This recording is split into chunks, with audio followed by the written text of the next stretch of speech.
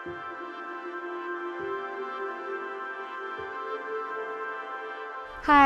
saya Ingrid.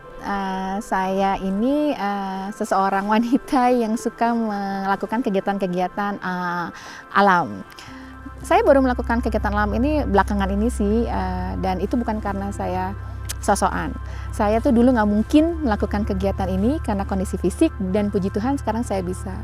Dan kenapa saya terus dan bisa dibilang jadi kayak addict gitu, disebabkan karena selain indah, kita juga di alam itu tuh akan selalu diingatkan bahwa kita tuh adalah makhluk ciptaan Tuhan yang sangat kecil. Jadi itu di sini tuh saya tuh selalu kayak saya selalu diingatkan kembali bahwa saya tuh hanya makhluk kecil dan saya tuh harus respect dengan semua orang. Kenapa? Karena kalau di alam itu kita tuh nggak bisa hidup sendiri, dan nggak peduli tuh mau seberapa kamu kaya, seberapa kamu cantik, seberapa kamu pintar, itu kayak nothing di alam kalau kamu nggak respect dengan alam dan respect dengan orang lain yang ada di sana. Karena alam itu akan mengajarkan kita untuk selalu mengingatkan bahwa kita tuh hanya makhluk yang kecil.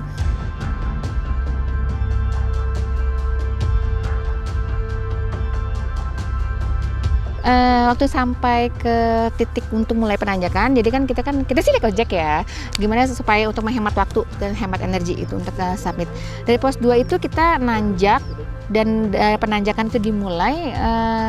Saya sih seneng banget ya, nggak ada rasa capek-capeknya, dan itu adalah benar-benar latihan fisik saya itu diuji di situ, dan sampai di titik itu saya masih percaya, wah, this is the best, this is why I do everything that I did before, and yeah, it paid off because the scenery is very very amazing, it's very beautiful. Nah, inilah dasarnya kenapa saya tetap mau keep working out gitu.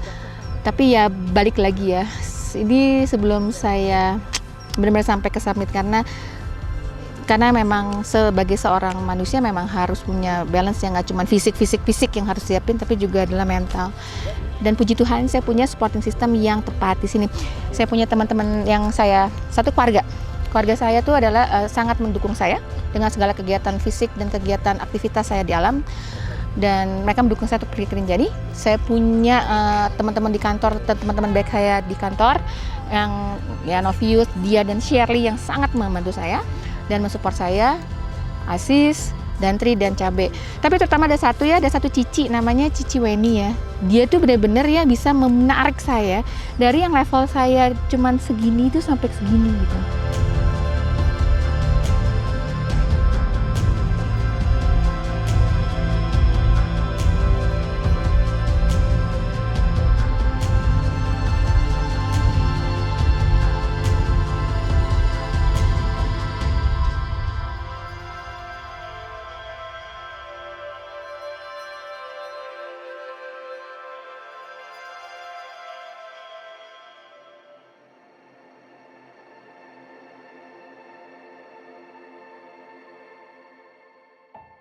Saya tuh udah yakin banget gitu bahwa I can make it gitu ya. Why? Because saya udah menyiapkan segala macam persiapan fisik Pak untuk berkenalan dengan Rinjani.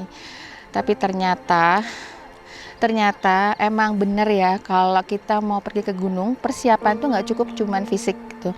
Kita harus juga ini menguji mental kita.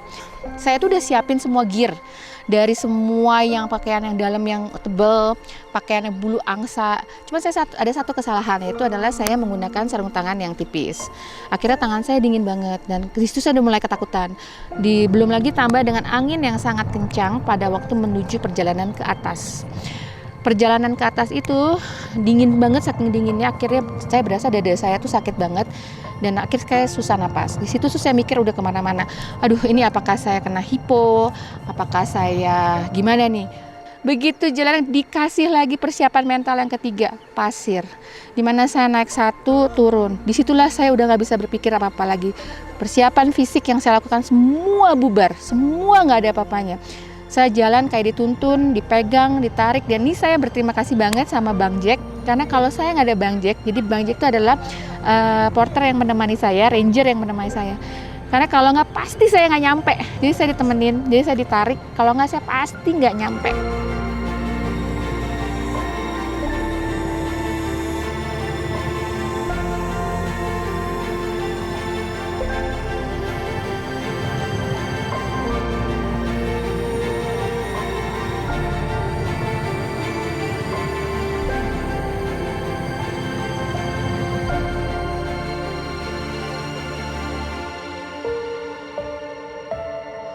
pelan-pelan tuh sampai nangis, udah akhirnya dibantu lagi juga sama salah satu teman kami yang satu grup kami itu Kang Ferdi nyampe ke atas gitu ya, dia sampai turun lagi untuk jemput saya, dia bahkan ngedorong saya untuk sampai bisa untuk ke atas.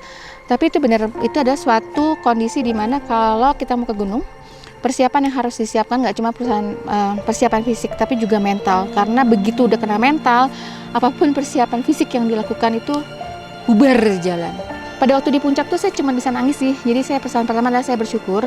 Pertama sih lebih ke arah nggak bersyukur saya bisa nyampe, tapi lebih ke arah saya nggak percaya kalau saya bisa nyampe melihat kondisi yang seperti itu. Saya bersyukur, saya benar-benar keingatan nama Tuhan, saya berdoa.